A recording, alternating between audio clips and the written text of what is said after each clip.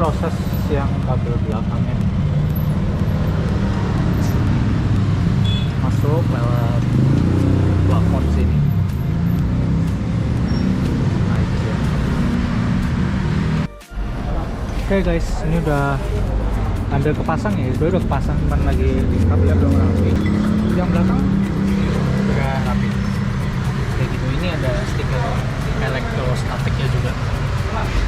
Nah ini bener ya, kita pasang di SHCS Speedglow. Oke, mungkin kalian udah lihat ya sekilas tadi proses pemasangan dari dashcam 70 Mei ya, A200 dari SHCS Speedglow ya. Itu tempat langganan gua dari dulu sih, dari Grand Livina ya. Ya, jadi pemasangannya sudah selesai dan ini udah di rumah. Dan kelihatan nggak ya tuh dashcamnya nih? Tuh. Rapi ya. Kelihatannya lebih, kalau dulu ya, kalau mungkin kalian lihat di video gue yang sebelumnya ya, jadi dashcamnya itu nongol banget kan di sini kayak kamera action cam ya. Nah sekarang ini sudah rapih di sini. Nah mungkin kita bahas sedikit ya fiturnya. Mungkin kalau hasil videonya udah pernah lihat ya di YouTube pasti ya, itu hasil video dari A200 ini gimana. Nih, kita ACC saja. Oke, ketika di kontak on dia langsung hidup ya. Nah itu dia. Kita bahas sedikit fitur-fiturnya di sini ya, sekilas saja. Jadi ini previewnya, ini preview dari kamera depannya. Ini bisa di adjust juga, bisa dinaik turunin gitu ya. Tapi ini udah pas, jadi nggak gua naik turunin. Terus kita lanjut bahas ke fitur dari si dashcam ini ya. Ini ada tombol ya, 4 tombol di sini. Yang ini untuk mengubah view, ini kamera belakang, kamera depan. Terus yang ini tuh buat emergency recording. Oke. Kalau kita pencet ini ke galeri ya. Ini bisa lihat galerinya, ini ke all video. Nah ini hasil videonya ya. Yang emergency video juga terpisah di sini.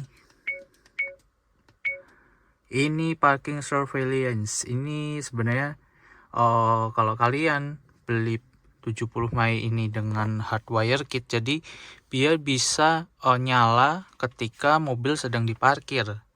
Beda sama dashcam gue yang lama sebelumnya, yang di dashcam itu gue pernah bilang di video itu, kalau kita parkir nggak akan kerekam kan, karena dia memang nggak ada hardwire kit. Kalau A200 ini dia nyediain paket hardwire kit itu, tapi gua nggak pilih. Kenapa? Karena ini mobil juga jarang dipakai di luar gitu ya, jarang pergian juga gitu. Jadi akhirnya ditaruh di rumah doang, di garasi. Nah daripada nyedot ke aki terus ya si daya dari dashcam itu, jadi gua pilih untuk colok ke, ya betul, ke lighter ya, ke sini ya. Kalian bisa lihat ya. Nah gitu. Ini bisa buat foto juga loh, keren ya. Nah ini hasil foto yang waktu itu tuh pas ngetes. Oke, sekarang ke setting. Di setting sini ada video setting, ada parking surveillance juga, yang tadi smart travel, sound setting, system, sama reset. Ini untuk download aplikasinya ya. Nah ini kita ke video setting. Di sini ada video storage. Ini ada low compression, high compression. Ini fungsinya untuk kapasitas file supaya nggak terlalu besar ya, biasanya pilih high compression ya. Resolusi sini 1920x1080 HDR. Durasi perekamannya itu satu video itu 1 menit. Terus ini kita bisa matiin nih 70 Mei logonya atau enggak dengan kayak gini ya. Nah ini mati nih. Terus ini refresh rate dari si kameranya, kita set di NTSC aja kalau kayak gitu. Nah extended cam image ini adalah si kamera belakangnya itu sebutannya extended cam image kalau di sini ya, bukan rear cam image. Nah ini buat kayak semacam mirroringnya gitulah ya, kalau misalkan apa namanya, kalian mau nggak kebalik gambarnya gitu ya, ini bisa kalian mati nyalain. Parking surveillance ini nggak nyala di gua. Smart travel ini ya tadi emergency video, ini buat pengaturan suara. Ini sistem, ada wifi nya juga, ini buat nanti connect ke ini ya, ke aplikasi. Nah ini buat reset. Nah sekarang kita masuk ke aplikasinya ya, kita switch dulu ke screen record.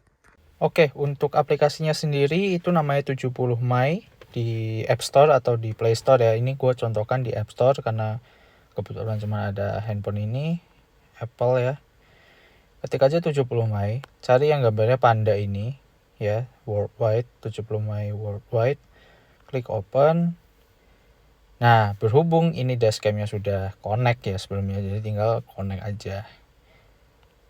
Nah, UI-nya juga intuitif, fitur yang lengkap. Ini bisa buat mati nyalain mic-nya di sini. Ini bisa buat foto yang tengah ini. Nah, itu dia. Terus ini buat kamera belakang, switch kamera belakang. Tapi ini nggak bisa foto ya.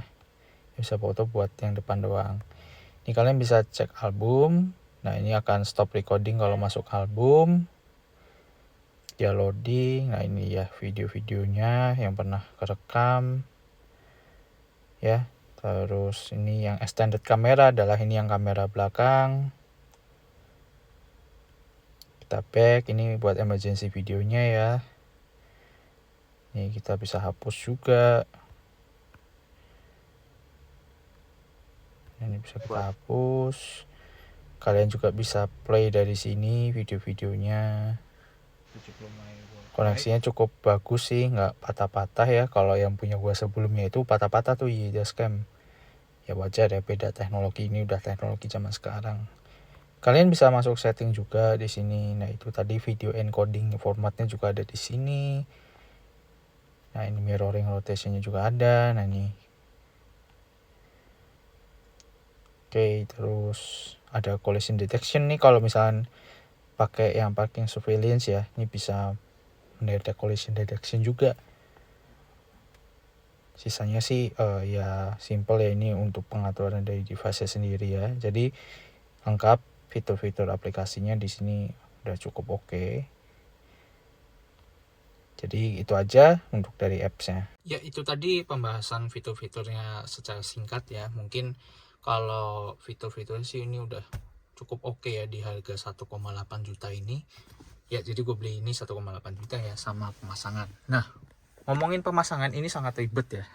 Jadi kalau di video tadi ya sekilas-sekilas aja ya. Cuman ini untuk rapihin kabelnya ini kan dia masuk ke soket lighter ini ya.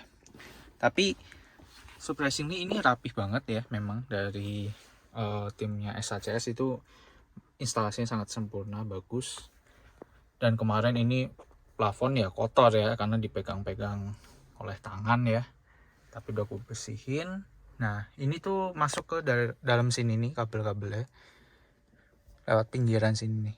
Itu ini cukup susah untuk si RV Gen 4 ini ya, karena jarak plafonnya itu bener-bener tipis sekali. Nah ini pernah ada accident juga kan jadinya di plafon gua waktu itu. Kalau nggak salah si ownernya itu pasang kaca film, mungkin dia mau nge-cutting ini kan sini bisa di-cutting ya. Nah itu akhirnya kena ke plafon, agak sobek. Untung gua bisa tutupin dengan ya bahan kulit itu ya. Ya udah itu TMI aja. Sekarang kita cek ke bagian belakang buat lihat nih kamera belakangnya kayak gimana ya posisinya. Nah posisinya ada di sini. Posisinya ada di sini ya. Jadi ini bener-bener, ini bisa diputar-putar juga sih kameranya. Dan ini perlu dipasang electrostatic sticker ya di sini, supaya si dashcam sebelum ditempel itu nggak nyentuh kaca film duluan.